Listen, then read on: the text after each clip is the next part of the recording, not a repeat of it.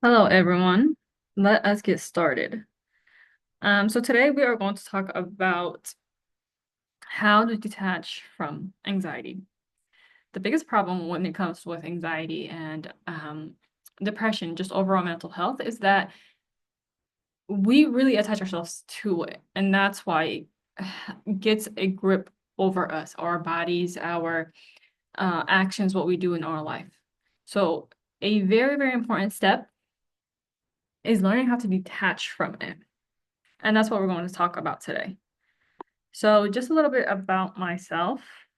Um, so 3 years ago, I decided to quit my job because out of complete burnout. Um, I was unemployed with $0, like no income. And I thought when I quit my job, it would be an easy process, but it was actually a more anxious and stressful period because I didn't have income, even though I had savings. So my mind and my body, they were both in chaos. Thinking, I'm talking anxiety, depression, overthinking. And this was with me, like waking up in the middle of the night, being afraid of being awake, complete utter stress because I did not even know how to live my life anymore. And so I used to think, you know what, whatever. Let me ignore my mental health. Let me just keep working. And once I get money, I'll be calm. But that was not the reality. Even though that I spent 10 hours plus a day building whatever I wanted, trying to build something online, and that did not make my situation any less easier. I was still stuck, not growing on my account, constantly switching platforms, constantly switching strategies, industries, nothing was working. Right? Then it came to me. Like, my problem was not that I was not working hard. It wasn't that I was not smart. It wasn't that I was not capable. It was my mind. I kept self-sabotaging my success. I kept doubting myself. But then after I started focusing on that, everything, I'm gaining more clarity. I'm able to think. I actually know what my problems are. I feel safe and grounded. I'm able to sleep in the middle of the night. My mind is calm, which I thought that would never, ever, ever happen. And I feel more confident in what I'm doing and in how I'm living my life and even in my own identity. Even if I have to go back to a 9 to 5, I'm like 100% okay with it because now I have high self-esteem. So it doesn't really matter. But as a byproduct, which was something that I was not even expecting, um, I started to grow my accounts because of the clarity, because of the stability, because I was able to speak my mind. My account grew from 17 to 1,000 followers in like 43 days, and I'm now currently at 1,800 and it's currently keep growing. So, and this was spending 3 to 5 hours a day building, along with I'm studying psychology on the side, I'm studying spirituality on the side, and I'm teaching people what I am currently learning. So, the lesson here is that poor mental health, is a blocker to success. It's a blocker to a good life, and it's a blocker to feeling safe. It's not an aid, and it's not something that should be glorified. I mean, it really isn't glorified, but let's just say it's something that should not be ignored. And so here is what I learned from trying to stabilize my mind and my body. So we're not even going to get to the pillars, to the mind and body first. What we first need to do is really focus on developing a new persona. Let's put this one on. So your shadow or your self-esteem, low self-esteem, and anxiety, right? This is where it all resides. It in itself is, let me turn this back on.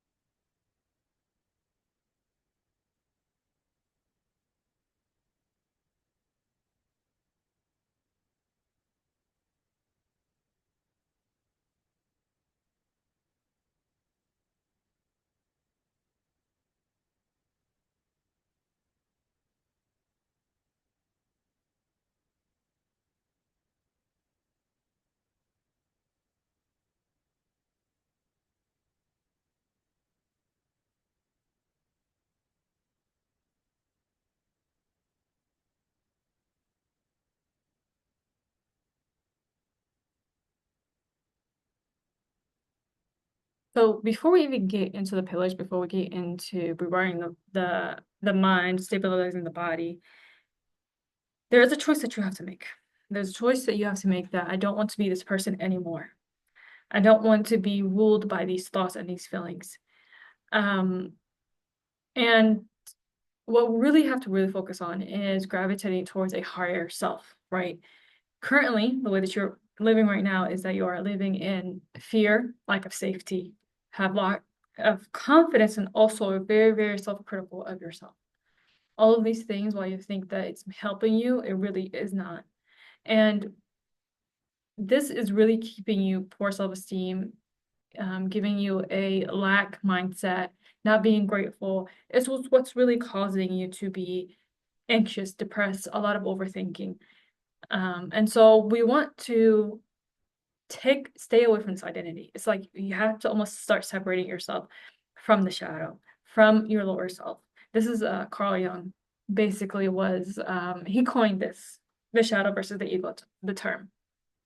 And so you really want to start aligning yourself and start really attributing yourself with your higher self, your best self, right? This is the ego he's talking about is, when the shadow comes, when these thoughts come, you have to start thinking, are these thoughts true? Why am I saying this?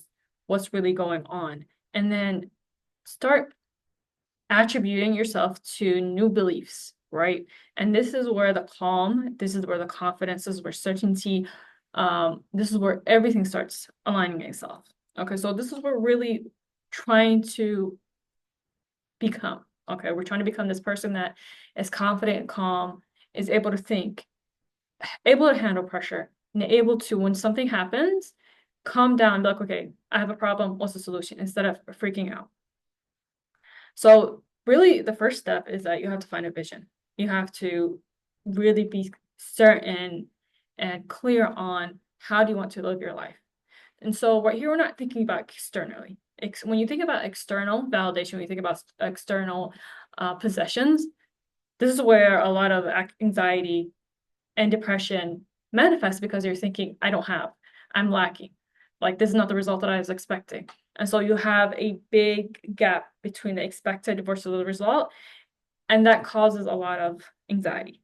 So we don't want to think about wealth, a particular amount of money or body or relationship.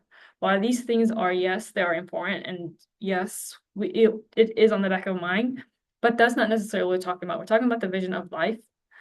We're talking about characteristics. We're talking about you want to build resilience. You want to be courageous. You want to be calm. Okay. You want to be confident. You want to be able to stand up for yourself. These are characters, uh, characteristics. There we go. That will really help you navigate life. At the end of the day, you really don't know what's going to happen. You might become wealthy one day and then your wealth will lose.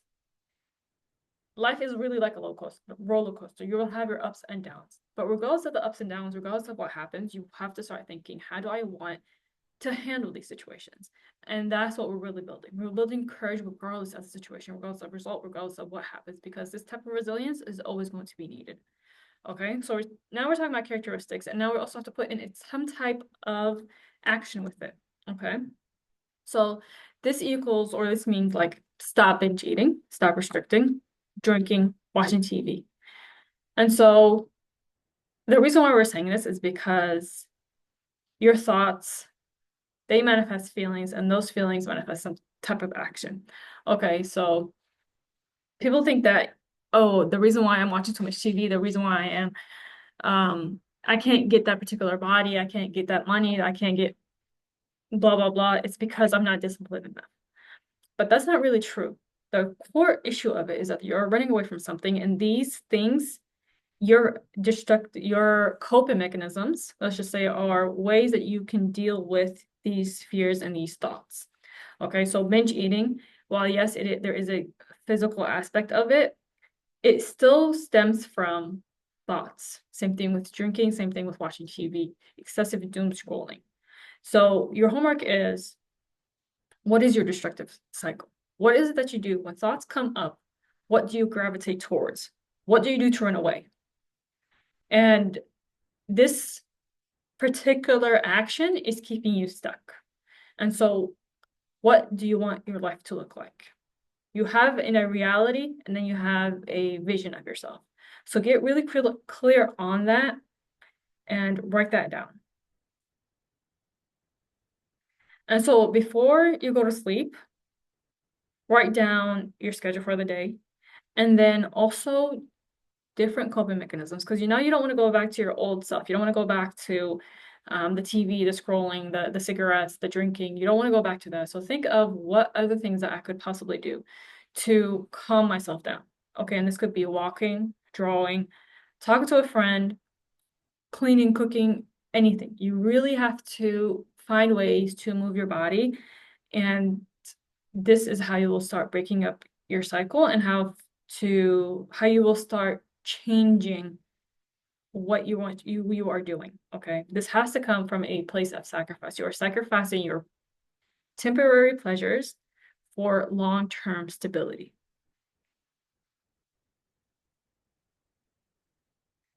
And so last thing I want to focus on is that you want to focus on the heart.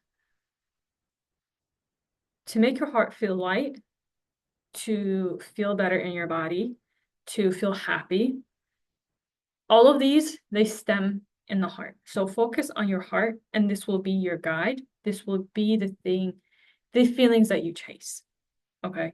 And so when you have anxiety, when you have depression, this manifests as emotions, right? So obviously, you don't feel okay. You're fearful. You can't stay in your body. Your mind is out of control, right? And so what does that do to the heart? It's makes it feel hard, dark, heavy. And so we want to focus on, how do I make my heart feel light, comfortable, and easy? How do I start feeling easy? How do I make things feel light, right? And so once you use that as your guide, things will become so much easier. Don't think about time, don't think about schedule, don't think about results, don't think about anything else. Just focus on, how does my heart feel? And this again will be your guide. So when we talked about, for like the past couple of sessions, we talked about 5 destructive thoughts so far, and they're listed here. And then now we're going to talk about 3 more. So the first one being disqualifying the positives. I know someone who, like, I can identify who has anxiety, who has depression, who has low mental health simply by seeing how they talk, okay? So it's a language. At the end of the day, poor mental health is a language. And so when you are not glorifying, or you are not looking at your positives, you will only look at the negatives. When you're looking at the negatives, what does that make you feel? If you are only seeing negative, you will feel heavy. You're not seeing anything positive. So even in your own abilities, even in your own self-esteem, even your own confidence and your self-worth, right? You do not look at any of the positives that you do. And that's why anxiety and depression is manifesting. So disqualifying the positive, what is that? So you reject the positive qualities or experiences by saying they don't count, or by simply not seeing them. And so these thoughts become something like, after someone praises you, oh my God, like you look so nice. Oh my God, you did something so, like, you were great out there. The first thought, your automatic thought, would be, oh, she's just being nice. She doesn't mean it. I was actually late about submitting the project. And so when that thought comes, write it down, and then write this thought pattern beside it. So these are actually 2. So you're disqualifying the positives, and you're actually adding a mental filter, which we'll talk about in the next slide. And so once you look at it like this, you will start looking at it objectively. So she's just being nice. She doesn't mean it. Okay, so if she did mean it or if she did not mean it, she still said it, and I would never know. How would I know? Okay. Still, out of respect, I have to still say thank you. Not only to her, but just out loud. She said it. Okay. And then also you have to bring up yourself. I was late on submitting the project. that in itself, you are looking at something negative that you did. But that does not necessarily mean that was the only bad thing, that was not the only thing that you did. There are other parts of the aspects, there are other parts of the project that you still did. So for example, I still worked on it. I put it in the time. I asked for extension and they said it was okay. So it wasn't, I was late. I disqualified all the good things I did. No, you still did some good things and you have to look at that. Now you are looking at the whole project. It's not, now you're not only magnifying. So this is probably also another magnifier thought pattern. You're not magnifying that, oh, I was late, therefore I suck. No, it's just like, sure, I was late, but I also asked permission and I asked, I put in the time and. So now you're looking at the whole picture. Now you're looking, okay, maybe I actually messed up like 5%, not 100%. Okay. And another automatic thought, for example, is like after reaching a goal, you would say, oh, it was just like, I didn't do much at all. And here right now, you are completely saying, I did absolutely nothing, disqualifying any positives that you did. So a rational response of that would be luck just comes from action. Luck isn't something that comes from the air. It comes to people who do nothing, watch TV all day. That's not how luck comes, even if luck is a part of it. I put in the effort, okay, and the results are coming in, right? And here you also want to look at what did you do? I did actually a lot. I didn't do much. No, I actually did a lot. I researched, I read, I typed out the report, I asked questions, I networked, and even that in itself was a lot. That in itself is a lot. That's a lot of actions that you did for this particular outcome to happen. So you constantly bringing up yourself and looking at your positive. This is how self-esteem is built. This is how confidence is built. So the next one we're going to look at is mental filter. So here is, again, you pick out a single negative detail and focus on it excessively. So your vision ends up being dark. You don't see the whole picture. So after a meeting, you only focus on the bad. You could have done 100 things correct, but let's just say you stuttered. I stuttered. Everything is a mess. I messed everything up. This is something that your automatic thought pops up. This is a mental filter. So a rational response is that, yes, I did stutter. But who cares? I got the message across.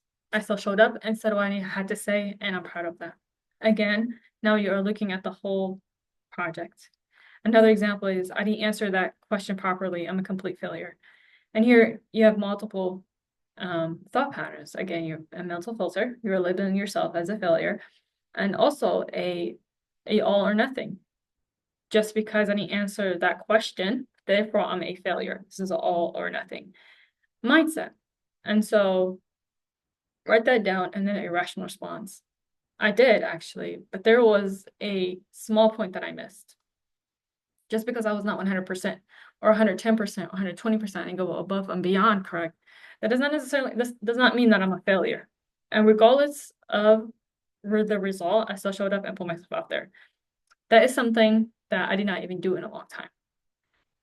And here, the labeling part is that I'm a complete failure. So you're calling yourself a failure. So something that I would actually add in the rational response here is just that I'm a simple phrase saying I am not a failure. What we really want to do when it comes to building self-esteem and confidence and finding that peace in the heart is you are not allowed to label yourself as something. You're not allowed to disrespect yourself and you're not allowed to degrade yourself. This is a rule that you have to put for yourself. I am not a failure. I am not a loser. Don't call me stupid. I'm not lazy. Stuff like that. These are labeling that you cannot accept from yourself anymore. So that is just something that I'll actually add in there for you. And then with time, as you continue to progress, this is how you will build self-esteem and confidence, and along with overcoming anxiety and depression. And another thing is that mind reading. So you conclude that someone is reacting negatively to you and you don't bother to check. So this just basically means that you're thinking poorly of a person without any evidence. So the automatic thought happens, it's just something happens, right? Somebody said something and then So your automatic thought comes and you say, you know what? They knew this was going to get me. They knew this was going to make me mad. This is why I ended up doing that. They were out to attack me. And this is mind reading. And a rational response is that, that's their problem. It has nothing to do with me. If they were angry, they were upset, and they were just taking it out on everybody else. I just happened to be there. It's really not my fault. When you start separating yourself and letting people handle their own emotions by themselves, and you say, I am not part of that, that really calms you down. That's like, that's their problem. Let them start taking care of their problems, of their emotional problems. That's something that nobody else can ever do. That's when you start to calm yourself down. Another one is that, you send a text message to somebody and you're getting really frustrated. You're saying, you know what, they're not replying on me. They're not replying on purpose. Again, this is mind reading. How do you know? How do you know? They might be busy, and that's okay. I am not the center of the world. I am not. They're not the center of my world. So let me check what's going on. Let me check if that's true. Hey, are you busy? Hey, can you talk? Hey, what's going on? Are you okay? A simple conversation really helps bring everybody and everything together. So it's not necessarily, it doesn't have to be too complicated. And I know like people online, they really like to say things black and white, but when it comes to relationships and it comes to family members, there's a lot of gray areas. And so we don't want to keep thinking in these extreme manners. Okay. And so a really good point here and a really good principle to carry is that don't personalize what people do or say about you. I don't think they're doing this for me. They're doing this because, they're trying out to get me. Communicate at times, and this is really wise. This is how strong relationships are formed, even in tough conversations. I had a conversation with one of my sisters who I thought, like, same thing, mind reading. I thought she was ghosting me on purpose. I thought she was playing with me on purpose. She lived out of state when she came here. She lived out of state, so we used to talk a lot out of state. But when she would come to visit, it was like she was ghosting me. And so I got really, really frustrated. And I was just like, what are you doing? Like, pick a side, pick a vibe. If you want to talk every day, make sure you have the same energy here. And if you don't have this, and if you don't want to talk, and if you're busy, then have the same energy when you're leaving. And she was communicating with me. She was like, oh, I did not even know I was doing that. Like, I have so much to do. I have so much people to see. I'm here for like 2, 3 days. And she was like, oh, I think, like, I'm sorry I made you feel like that. And like, what did she say? She said, uh, she was like, that's probably my fault also. Like, I really need to take time and take off a lot of my plate. Like, I really need to organize my time better because I'm really not seeing my family. I usually just running around and seeing friends, and that's not fair to you guys. And so we had this communication. And so after that, there was a middle point between what was actually happening in my mind versus what was actually happening realistically versus what was actually happening with her. So communicate, and this was a tough conversation on my end because we don't usually communicate. That's the definition of an odd household. We just don't. We just bottle everything up. But having that there, whether we liked it or not, is just a conversation that needs to happen, and that's how relationships are formed. So keep communicating. Okay, so this is only a small segment of the ebook that I wrote. Okay, this is everything through my research, through hours of studying and practicing and even teaching other people. Compiled it all together. We've gone through 3 sessions so far, and I don't think we even went over the first chapter. We're like still in the first beginning of the chapters. And so if you're really, really serious about overcoming your anxiety, you're really serious about calming down your mind and finding and building that confidence up, I highly suggest you take this and you study it and apply everything that's in there. It will teach you how to stop the inner critic, how to overcome procrastination without hard discipline. People think that procrastination is a lazy thing, but no, it can actually stem from depression.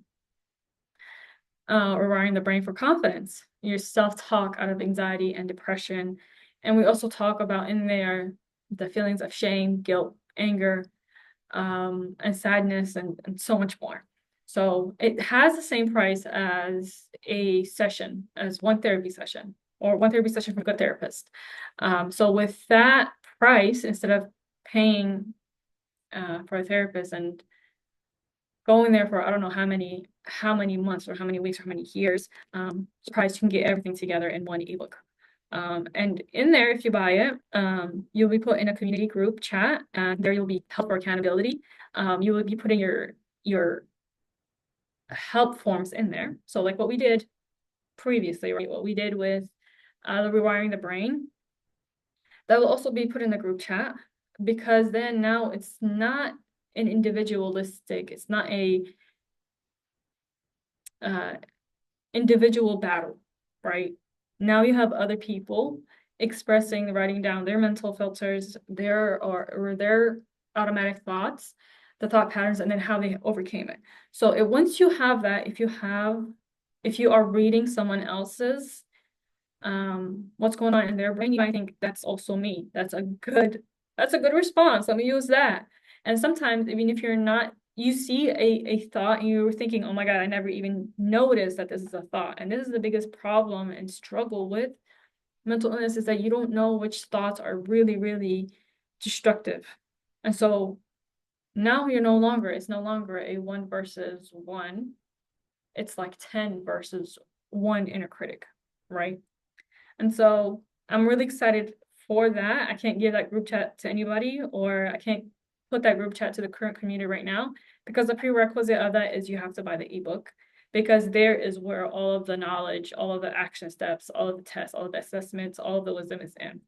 So check that out. That will be linked somewhere. Okay. Now the pillar that really is let me let me tell sorry, water.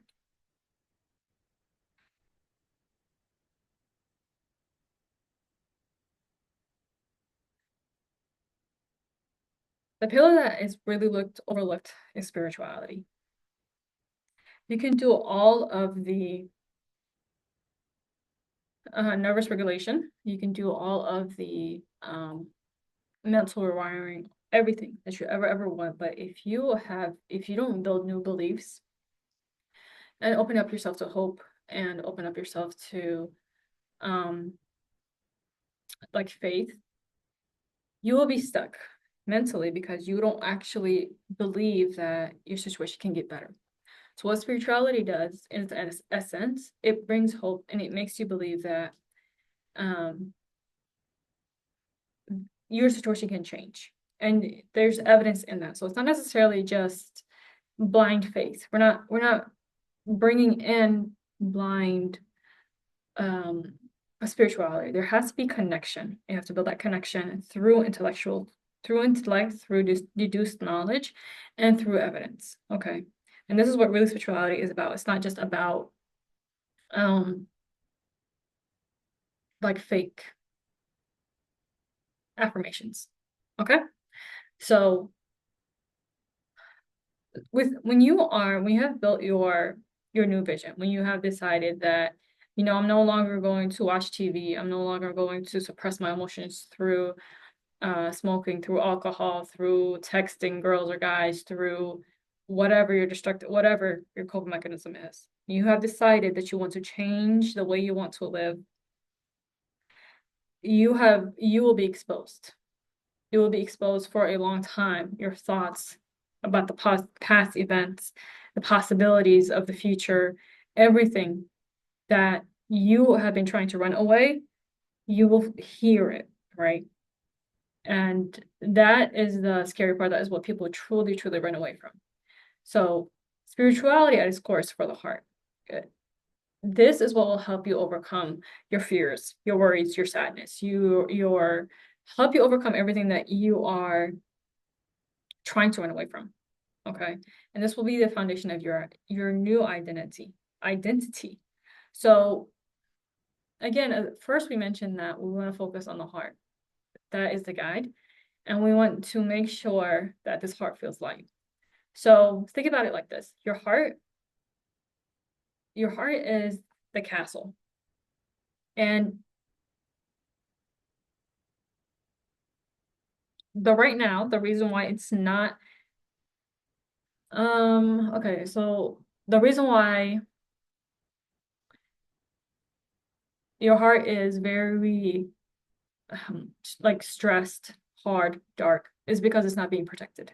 You're not protecting your heart, so everything single thought that comes in attacks your heart.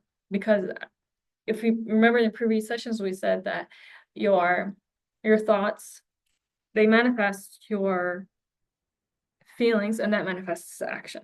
And so that's what we really want to look for. When it comes to the heart, think about it again, like your heart is a castle, and then spirituality, along with the mental rewiring, these are the gates. These are your protection against your castle.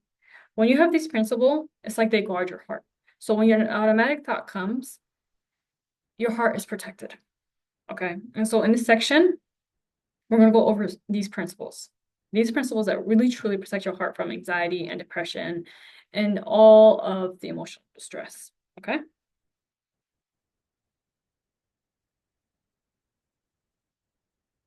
So the first principle is that you have to know, like, you have to believe. You have to be certain in your heart.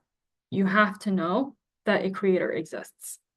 This is not something that you can say like, oh yeah, a creator exists. I know that. Your heart has to be attached and actually know that the creator exists. Okay. And that this creator, he has ownership over all his creations. Okay. He created everything that you can see, everything that you can hear, everything you can touch and imagine. Um, all of it is a creation. So what is the definition of the creator? It is the one who creates and is not created. So the one who brings things into existence with his power. So what does this mean? Right? It means that everything is under his dominion, his control, ownership, right? They are the controller. They are under the dominion, control, ownership of the creator because he created everything. And the one who created something, he cannot just leave it unattended without need. That's not true. That's not a true statement. So how do we know this? How do we know that there is a creator? Let's just look at that. So reflect on yourself.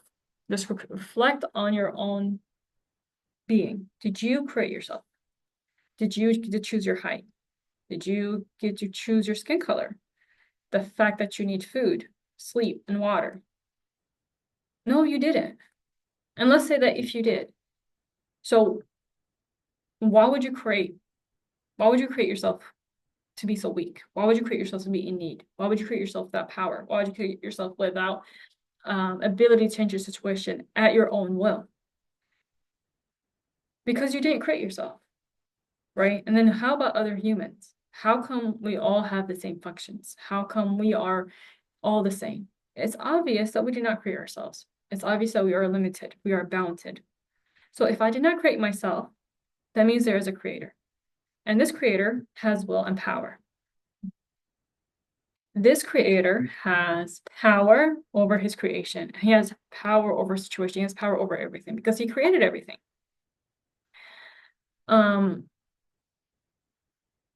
If this creator created me, this is a typo.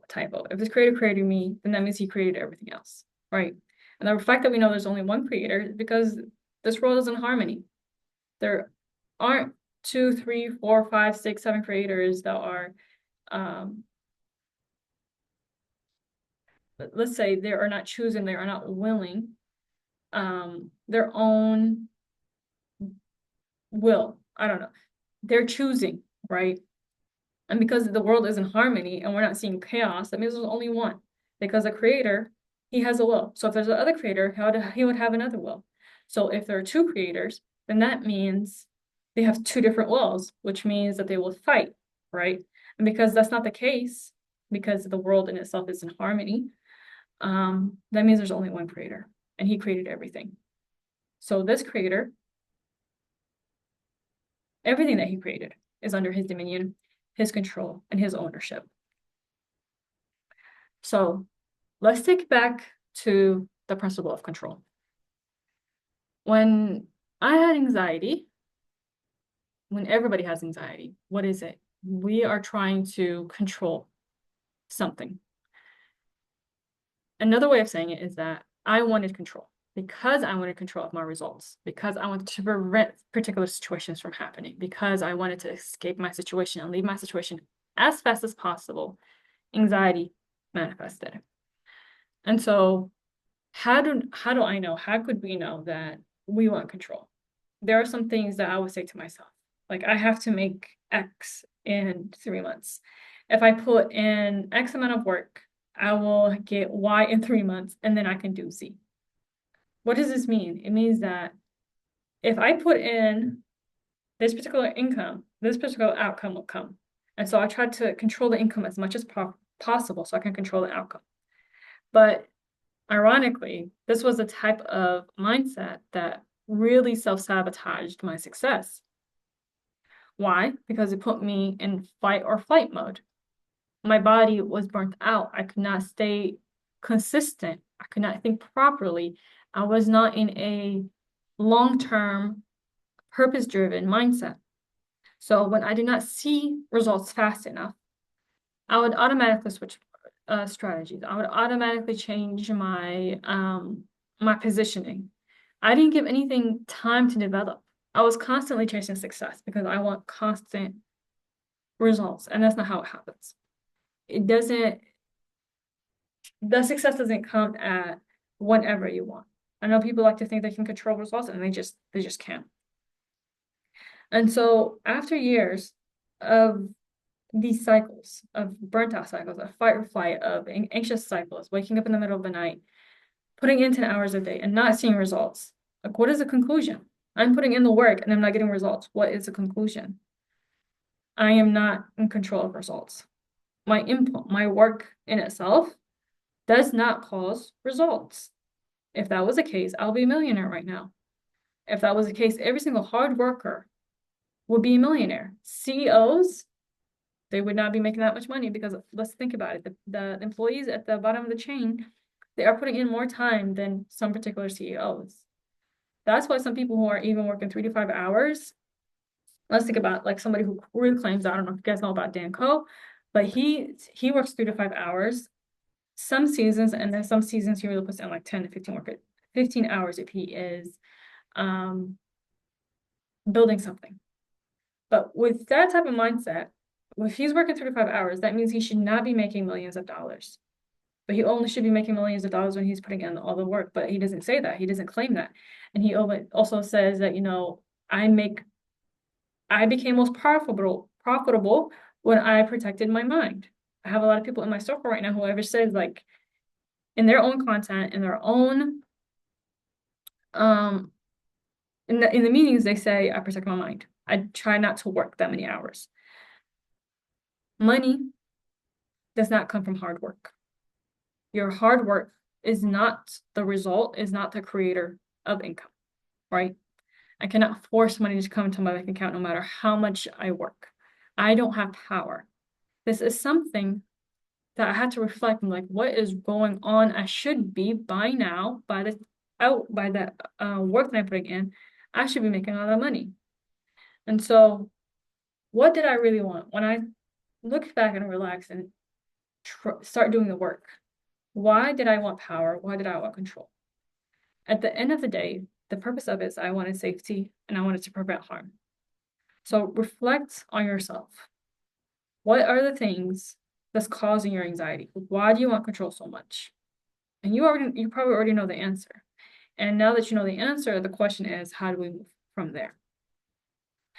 Side note here is that this is a wrong principle. The reason why I wanted safety and prevent harm was thinking that it's possible to be safe 100% all the time and to never be in pain. These are wrong mindsets. These are not true, especially since you're alive.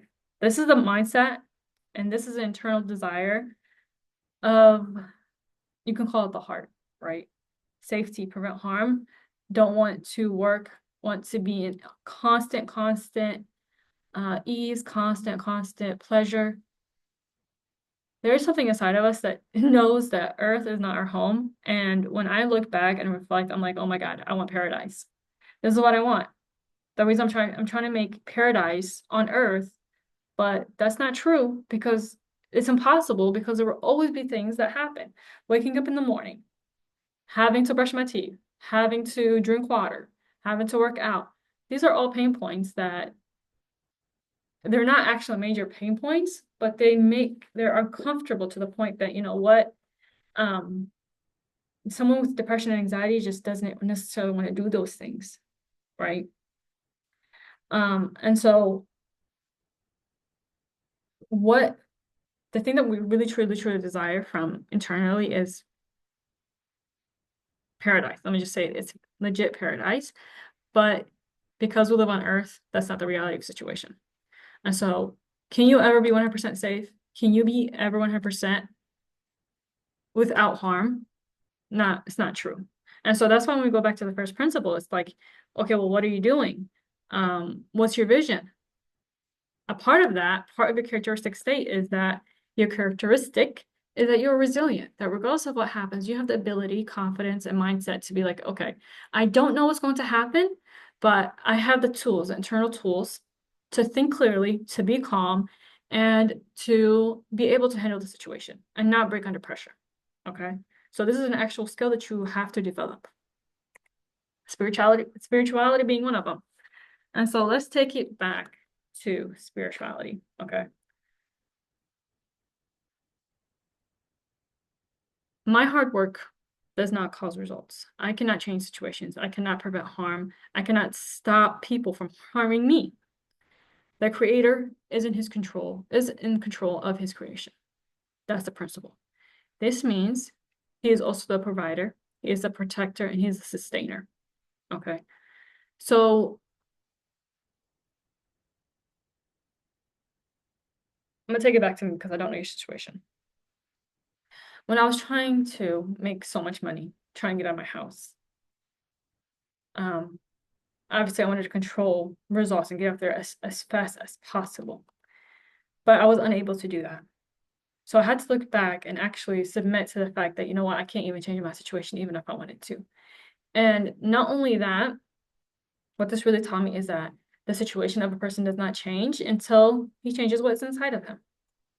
So that means relaxing. That means giving up control. That means thinking, um, that means even like being grateful currently and actually looking and realizing that you are safe and that thoughts and people, they'll harm you and that's okay. So your task is decide, you know, is this principle true? And it is true, right? While we don't have control over the hundred of variables that we come across within 1 hour, okay? We really don't have control. And so your homework is to let go of the need to control and leave it to the creator. Whether it's your money, whether it's your health, whether it's people, whether it's your situation, your job, focus on what you can focus on, and that would be your efforts. Currently, calm yourself down and find safety in this principle. And you are currently safe, right? You are currently being provided for. Your situation will change. Like, trust that this is your reality and also find evidence from your past. Has this ever happened before? Have I ever been so anxious before that I wanted to control? And then when I stopped controlling, and I let it go, when I found calmness, then my situation started to change. Okay. I will tell you a personal story of mine. Again, 10 years, 10 years or plus of anxiety and depression. It was on and off. But this last year, I took it seriously. I was like, I never want to feel anxious ever again. I never want to feel depressed ever again. Okay. But let me take it back. When I was in college, I was going through another anxious cycle, right? When I was applying for jobs in my last year of college, that's all I did. I also going to classes, right? Hundreds of applications, networking events, connecting with professors, doing extra work for the professors, volunteering, free internships, all of it. not only did the lack of results give me anxiety, but I was completely tired and worked out. It was not until I implemented this same situation that or this same principle that my situation changed. Think about it. 8, 9, 10 plus months of working, of applications, every single free time that I had, it went through trying to find a job. All I did with my time was to do that. And so so obviously the byproduct of that would be anxiety. So when I let go of the situation, when I let go, I was like, okay, creator, he is in the control. He is a provider. He will change my situation. I kept reminding myself of this principle. What did that do? That calmed me down, that brought me back into my body. And then I was still reminding myself of this situation. I didn't focus on the results anymore. I was like, let me put in my efforts. I kept applying to jobs. I kept talking. I kept networking for like 2 months. And then I let it go. After I put in my time, I was like, okay, I'm done. Like, I don't want to think about it anymore. I adapted the farmer mindset, which is I am just planting the seeds. I'm doing my work and I'm done. I can't control the results. Why am I focusing on the results? Oh, what can I do better? What can I change to make results happen? I'm doing everything that I can, right? And so you're probably currently doing everything that you can. There's probably nothing that you can actually change. You are doing the proper action. And so as I was doing that, as I was planting the seeds, I kept reminding myself, like, I am not in control of these seeds growing. And furthermore, I can't even control which seeds grow. My job is to just plant the seeds. My job is to make sure that I'm watering the seeds. My job is making sure that I'm plowing and I'm doing what I can. And then I'm done. My hands are done. And so while doing that, while applying for the applications, kept reminding myself of that for like 2, 3 months, right? This is when my situation started to change. After that, like, I think it was like 3 days before I graduated. Let's change it. Okay. A recruiter reached out to me. So, and this was really weird because I did not apply to find a recruiter. I never heard of the company the recruiter was coming from. I never heard the company that the recruiter came to me for. I never applied to the company, the engineering company. And so everything was just like brand new. It came out of nowhere. So she called me and she talked to me about the engineering opportunity, right? So she set me up with an interview.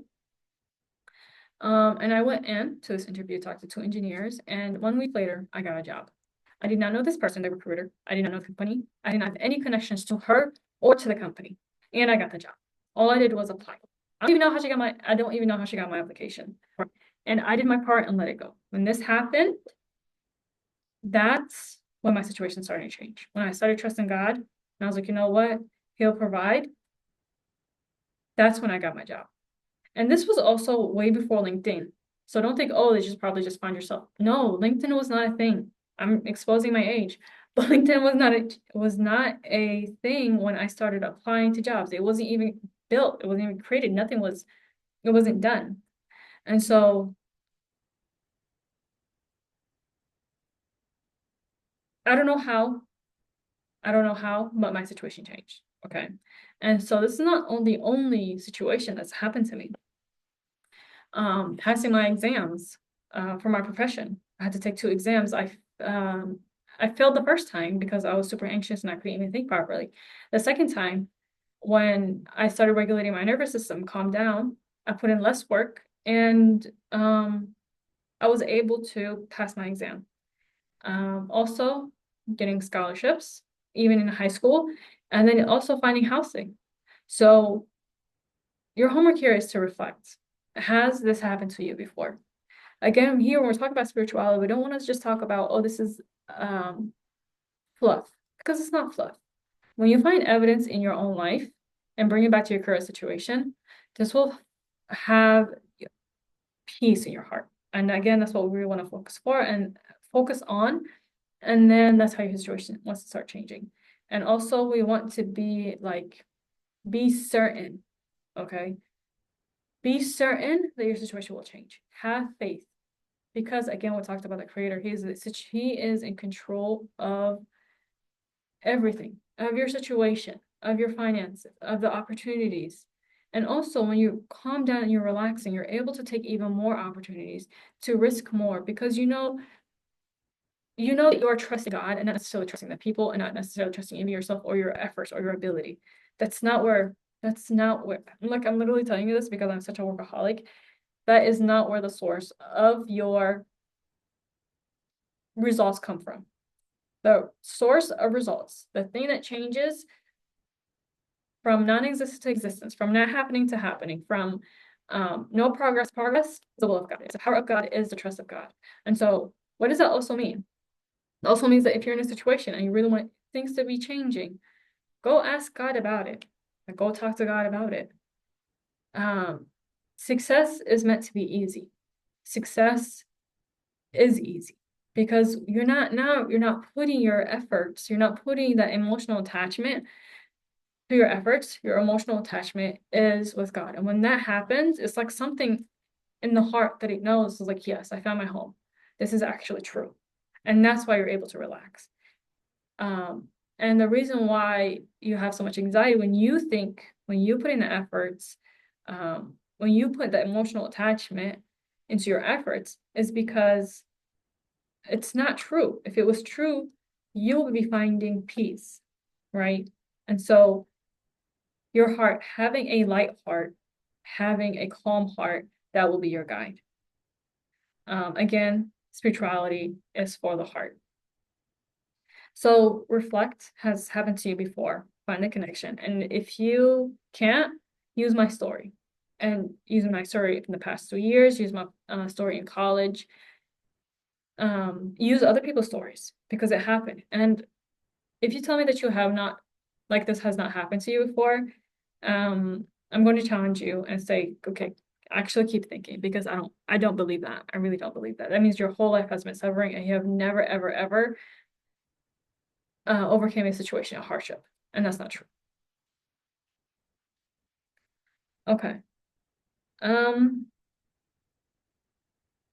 the last pillar that I want to talk about, and we're not going to go with this for long because I want to make sure that I'm not taking too much of your time. And yeah, it's almost been an hour. So an important part is you have to stabilize your body. There's a connection between the brain and the gut.